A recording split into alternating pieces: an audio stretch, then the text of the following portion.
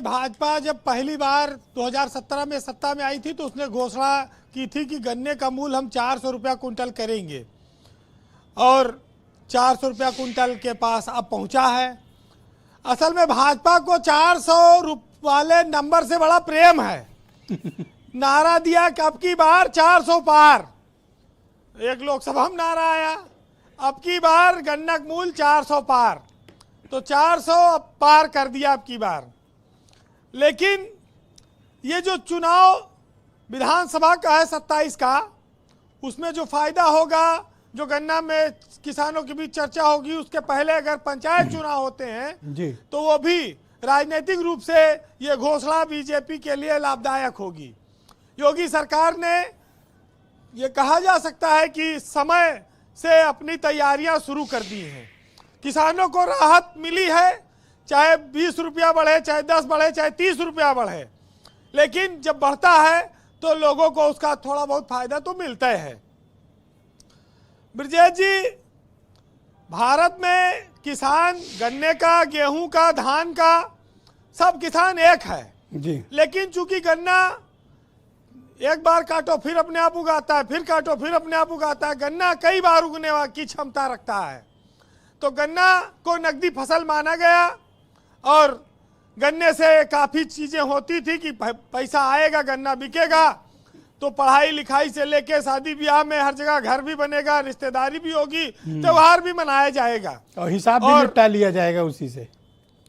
हाँ, अब राकेश टिकैत जी भी बैठे हैं और गन्ना को लेकर इस देश में बहुत बड़े बड़े नेताओं ने आंदोलन भी किया है। सबकी मांग ये रहती है कि गन्ना किसानों को अधिकतम लाभ दिलाया जाए। भारत सरकार ने जब से ऑनलाइन पर्ची की व्यवस्था की है तब से काफ़ी हद तक एक सुधार ये हुआ कि अब मोबाइल पर पर्ची आ जाती है, बिचौलियों की भूमिका काफ़ी खत्म हुई है। बीजेपी सरकार चौथी बार उत्तर प्रदेश में योगी सरकार ने गन्ना का मूल्य बढ़ाया है। पहले 10 रुपया, फिर 20, फिर 25, अब 30 जी।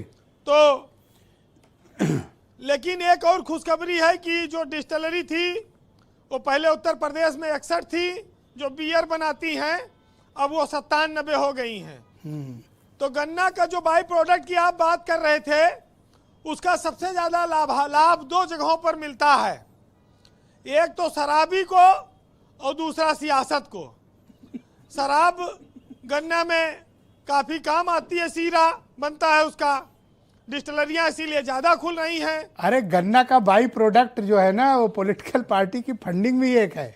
गन्ना एक उसका भी पॉलिटिकल उसका बाई प्रोडक्ट है। हाँ बिल्कुल, बड़े फायदे हैं गन्ने के। ब्रजेश जी, अगर गन्ना से कोई पनपा तो शराब पनपी और सियासत पनपी। एक पार्टी बैठी है जिसका खाली गन्ने के नाम ही रहा। उनके यहाँ एक नेता थे मुन्ना सिंह, उनको लोग गन्ना सिंह कहने लगे थे और आज उन्होंने काफी खुशी भी जताई है।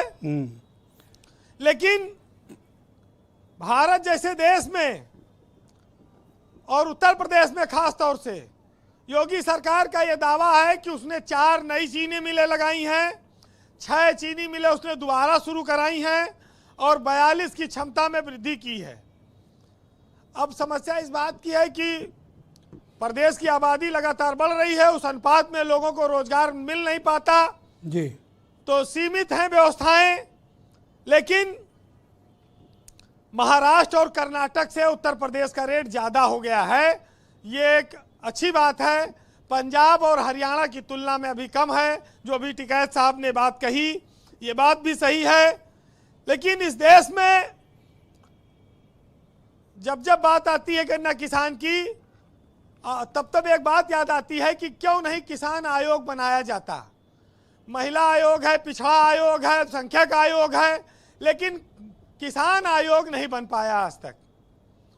और यही वजह है कि जब हम ये नारा देते हैं कि जय जवान जय किसान, तो उसमें किसान को तो याद रखते हैं लेकिन उसके लिए जो काम करने वाला कल्याण आयोग है उसको भूल जाते हैं। तो आज इस मंच के माध्यम से किसान आयोग की मांग फिर से उठनी चाहिए। बिल्कुल, मैं आपका समर्थन करता हूं, उठनी चाहिए। और 450 का रेट दीजिए, किसान आयोग बनाइए। हाँ बिल्कुल, आज ये विपक्ष वाले नहीं मांग करेंगे, आज हम आप मिलके मांग करते हैं।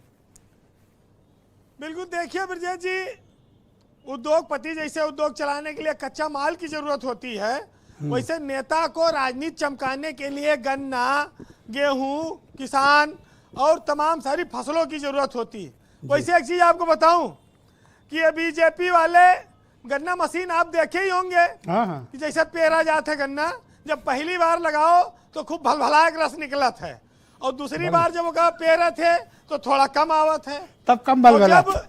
हाँ, और ब्रजेश जी जब ये तीसरी बार लगावत थे गन्ना मशीन में, तो वहां नींबू लगा दिए थे थोड़ा पुदीना डाल के, तो कहीं की टेस्ट बढ़िया आएगा। तो ये वही नींबू और पुदीना लगा के पेरे में उस्ताद हैं, तो ये मशीन से वैसे पेरे हैं, ये समझ लीजिए आप। वो टिकैत साहब ही बताएंगे आपके बाद कि कौन किसको पेर रहा है इस समय। देखिए, कंक्लूड करें। किसानों की स्थिति पर जैसे बोर्ड का रिजल्ट आओ तो इसे सरकार को लाना चाहिए कि कितने किसान की आय हमने बढ़ाई, कितने किसान का नुकसान हुआ, किसानों की स्थिति क्या है, परिणाम आने चाहिए। लेकिन ये आएगा आयोग से ही। फिलहाल सुनिएगा कि कहते हैं ना कि जमीन जल चुकी है, आसमान बाकी है, और सूखे कुएं तुम्हारा इम्तिहान बाकी है। वो जो खेतों की मेढ़ों पर उदास बैठे हैं, उनकी आंखों में अभी तक ईमान बाकी है, और बादलों बरस जाना समय पर इस बार, क्योंकि किसी का मकान गिरवी है, किसी का लगान बाकी है। वाह वीरेंद्र जी, बहुत बड़ी और बड़ी इमोशनल बात आपने कही। बहुत शुक्रिया हमारे साथ जुड़ने के लिए और अपना फीडबैक, ग्राउंड जीरो से ओपिनियन, ऑब्जर्वेशंस हम तक पहुंचाने के लिए। बहनों भाइयों, दूसरा चरण शुरुआत करते हैं।